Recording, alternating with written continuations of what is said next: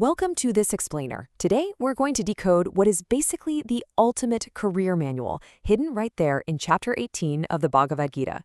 But we aren't just looking at this through some dusty historical lens. No, we are going to back it up with hard concepts from quantum physics, thermodynamics, and modern neuroscience. If you've been looking for a solid guide to philosophy, inner peace, and just absolute clarity in a world that feels packed with doubts and struggles, well, you are in exactly the right place. Let's dive in. So let's start with a problem we pretty much all face in today's hyperconnected world. Are you feeling completely paralyzed by the endless choices, the uncertain outcomes, and those relentless pressures of your modern career? I mean, are you overwhelmed by career anxiety, constantly doubting if you're even on the right path? If you're nodding your head right now, you are definitely not alone. In fact, you're experiencing the exact same crisis that one of history's most famous warriors faced thousands of years ago. Think about Prince Arjuna's absolute despair on the battlefield of Kurukshetra, right before a massive, life-altering war. It's a perfect mirror for the modern workplace. Arjuna's complete breakdown, his intense fear of the outcomes, his total inability to make a decision, it maps exactly to our modern career burnout. In modern scientific terms, Arjuna was suffering from a massive amygdala hijack, completely overwhelmed by the stress of an uncertain future. Here is our roadmap for today. We're going to cover 1. The modern crisis of choice. 2. Where science meets ancient wisdom. 3. Decoding your Swadharma. 4. The quantum career path. 5. Mastering mental entropy. And finally, 6. Total integration and peace. All right, let's jump straight into section 1, the modern crisis of choice, or really the anatomy of a breakdown. To really understand this psychological breakdown, we need to borrow a quick concept from quantum physics. You know how before a measurement is made, multiple outcomes coexist, right? Well, when you apply this to the human mind, trying to frantically predict a career path, it creates what we can call probability overload. Your mind gets trapped, desperately trying to process dozens of potential futures all at once. And what happens? This causes a massive spike in cortisol, literally shuts down your prefrontal cortex, and leads to total decision paralysis. This was exactly Arjuna's psychological collapse on his chariot, and honestly, it is highly likely the root of your Sunday night anxiety too. Which brings us to section 2, science meets ancient wisdom, and the concept of the conscious universe. It is wild to think that thousands of years before quantum mechanics was even a blip on the radar, the ancient texts of India, the Upanishads, flat out stated that consciousness is the fundamental driver of reality. Take the Aitareya Upanishad. It tells us that consciousness isn't just some random byproduct of the brain. It is the fundamental fabric of the universe itself. Physical matter is entirely secondary to it. And this beautifully, almost perfectly, mirrors modern quantum physics, specifically the observer effect. In quantum mechanics, a particle exists in a state of superposition. That just means it exists in multiple potential realities at the same time, until observation actually collapses it into a single definite state. Basically, your awareness, your conscious observation, actually shapes the outcome of probability fields.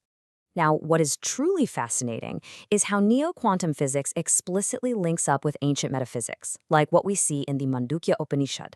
In the Upanishads, the dream state, known as Swapna, represents a realm of pure potentialities. This is exactly like the quantum state of superposition, where particles exist in multiple states until they're collapsed into a single reality by an observer. It's like the ancient rishis and today's quantum physicists are staring at the exact same truth, just from opposite ends of human history. So how do we actually use this in our lives? That brings us to section 3, Decoding your Swadharma, the blueprint of nature. According to chapter 18 of the Bhagavad Gita, human behavior is governed by 3 gunas, or intrinsic qualities. And guess what? This perfectly maps to modern energetic states. You've got Sattvic, which is pure, coherent, and duty-bound. Then there's Rajasic, passionate, heavily self-centered, and highly reactive. Think of your classic frantic hustle culture. Finally, Tamasic, which is ignorant, deluded, and operating at a very low energy state. Your predominant guna actually dictates the kind of work you are naturally wired for. For example, let's say you have a highly analytical, quiet, sattvic nature, but you force yourself into a hyper-aggressive, high-stakes, rajasic sales role just to chase a paycheck. You are fundamentally violating your inherent code. So the crucial takeaway here is that your Swadharma is your unique, inherent blueprint. And let's be clear, It's not determined by your birth, it's not determined by your family's expectations, and it's certainly not determined by what looks flashy on a LinkedIn profile. It is determined by your internal, energetic makeup, your Swabhava. Acting in alignment with your unique blueprint, like our analytical coder leaning into quiet problem solving rather than forcing a loud sales persona, is the absolute prerequisite for achieving true excellence and inner peace. As verses 44 and 45 from the Gita tell us, perfection is attained when you are completely devoted to your own natural duty. When you finally stop fighting your inherent nature and instead channel it directly into your work. Your daily 9 to 5 is no longer just a miserable grind. It literally transforms into a form of worship, a seamless flow of your highest potential. Let's make this actionable. Section 4, the quantum career path, or action without attachment. Here are the exact step-by-step instructions to apply Swadharma in the modern world. Step 1, align your work with your dominant Guna. Like we just talked about, stop forcing a Rajasa career if you are deeply Sattwic. Step 2, detach from the outcome. The Gita calls this taga, or relinquishment. You still do the work, absolutely, but you completely drop that desperate craving for the promotion or the external validation. And step 3, by dropping that crushing anxiety, you instantly transform your mental energy into a state of pure, focused flow. Let's look at why this works on a scientific level. Result obsession, constantly checking metrics, stressing over the outcome, it just creates dopamine addiction and sky-high anxiety. It generates neural noise. But process focus, which the Gita calls karma yoga, actually modifies your probability field. By focusing entirely on the action itself without agonizing about the future, you enter a flow state. You literally collapse the quantum wave function of your career into the most optimal reality simply by being entirely present. Which seamlessly brings us to Section 5, Mastering Mental Entropy, the Science of Inner Peace. In physics, the second law of thermodynamics tells us that closed physical systems move toward disorder, a concept known as entropy. Well, the exact same law applies to human psychology. Mental entropy is that internal chaos, disorder, and stress that builds up when we constantly cling to career outcomes that we cannot actually control.